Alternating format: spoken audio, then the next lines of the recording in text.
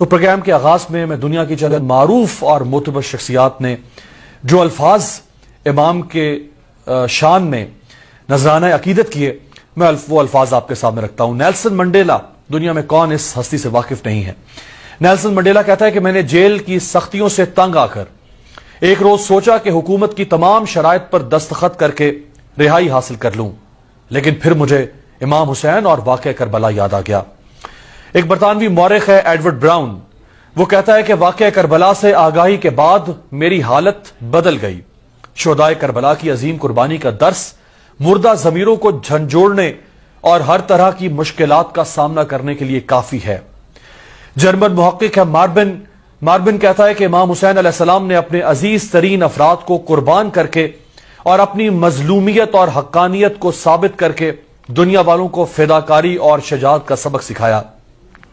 Scottish philosopher ہے Thomas Carlyle, وہ کہتا ہے کہ امام حسین علیہ السلام اور ان کے رفقا نے اپنے عمل سے اس حقیقت کو ثابت کر دیا کہ حق و باطل کے مارکے میں افراد کی تعداد اہمیت کی حامل نہیں۔ امام حسین علیہ السلام نے اپنے کم اصحاب کے ذریعے جو کامیابی حاصل کی وہ میرے لیے حیرت کا باعث ہے۔ برطانوی مصنف ہے فریڈرک جیمز، وہ کہتا ہے کہ آج بھی دنیا کی موجودہ یزیدیت کو سرنگوں کرنے کے لیے کردار حسینی کے حامل افراد کی ضرورت ہے۔ مسلمانوں کی تمام مشکلات کا بنیادی سبب پیغام حسینی سے دوری اختیار کر کے یزید صفت استعماری طاقتوں کے سائے میں پناہ لینا ہے۔ مہاتما گاندھی بر صغیر کی ایک بڑی شخصیت، وہ کہتے ہیں کہ امام حسین علیہ السلام کی شخصیت میرے لیے باعث ہدایت ہے۔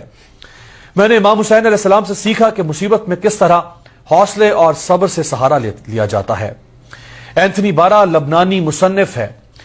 لبنان کے اس عیسائی مصنف نے اپنی کتاب حسین ان کرسچین آئیڈیالوجی میں لکھا ہے کہ صرف معرکہ کربلا ہی ہے جس سے بہت سے اہم سبق حاصل کیے جا سکتے ہیں۔ وکٹر ہیوگو فرانسیسی ادیب ہے، وہ کہتا ہے کہ امام حسین کے انقلابی اصول ہر اس شخص کے لیے مشعل راہ ہے جو کسی غاصب سے حقوق حاصل کرنے کے لیے کوشاں ہے۔ ٹالسٹائے روسی مفکر ہے، وہ کہتا ہے کہ امام حسین ان تمام انقلابیوں میں سے ممتاز ہیں، انفرادیت رکھتے ہیں جو گمراہ حاکموں میں سے گڈ گورننس کا تقاضا کرتے تھے۔ اسی راہ میں انہوں نے شہادت حاصل کی۔